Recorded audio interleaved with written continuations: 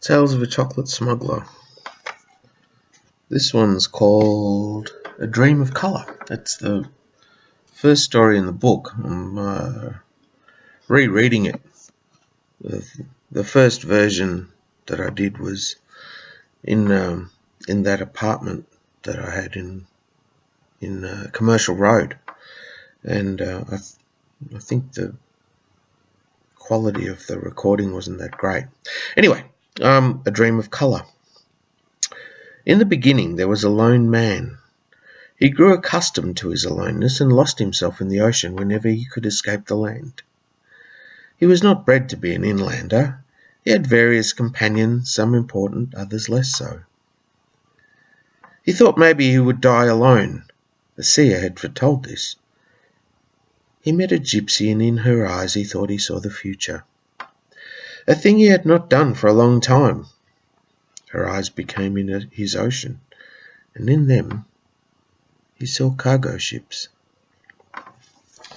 In a long-ago place not so far away, a lonely man once lived. He was neither young nor old. He lived on the side of a barren mountain overlooking the ocean. His home was simple, dusty and empty. So empty. Except, of course, for implements and artifacts and memories.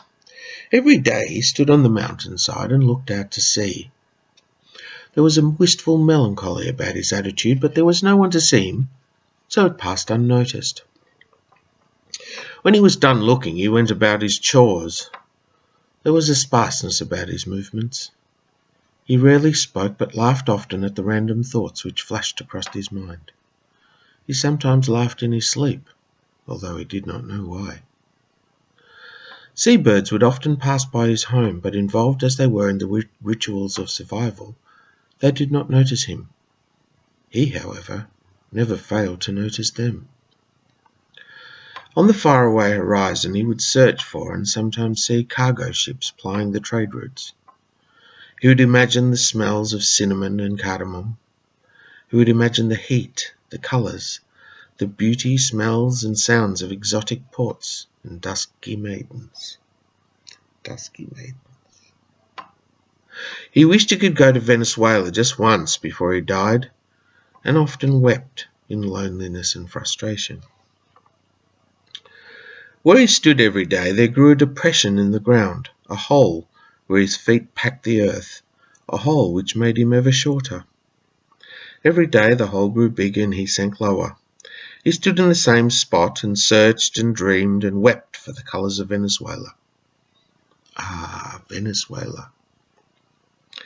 Standing where he was, his tears would fall over the edge of the cliff and plummet toward the sea.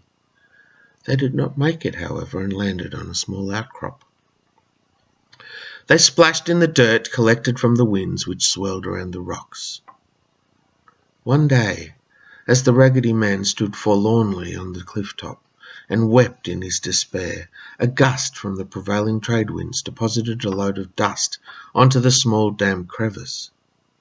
In the dust was a seed, and in the seed there was life. The Raggedy Man searched and dreamed and wept for his Venezuela.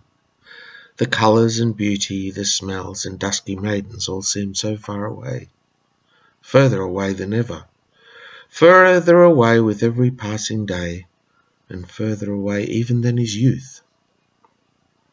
He wept. Sobs wrenched from his soul created a torrent of tears which flowed down his raggedy face and swirled over the edge of the cliff. The seed chattered in awakening.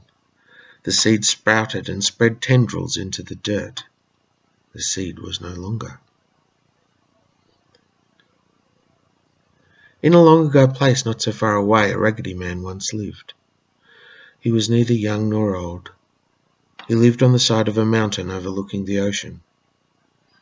His home was simple, dusty and empty, except, of course, for implements and artifacts and memories, and everything he saw was grey. Every day he stood on the mountainside and looked out to sea, and there was a wistful melancholy about his attitude, but as there was no one there to see him, it passed unnoticed. On the faraway horizon he would search for and sometimes see cargo ships plying the trade routes. He would imagine the heat, the beauty, smells and sounds of exotic ports and dusky maidens. He wished he could see the colours of Venezuela just once before he died, and he wept in loneliness and frustration. His tears would swirl gently as they fell from his raggedy chin and his raggedy cheeks and splash onto a vibrant and beautiful flower which grew on a rocky outcrop, out of sight and beyond reach, as he grew ever shorter.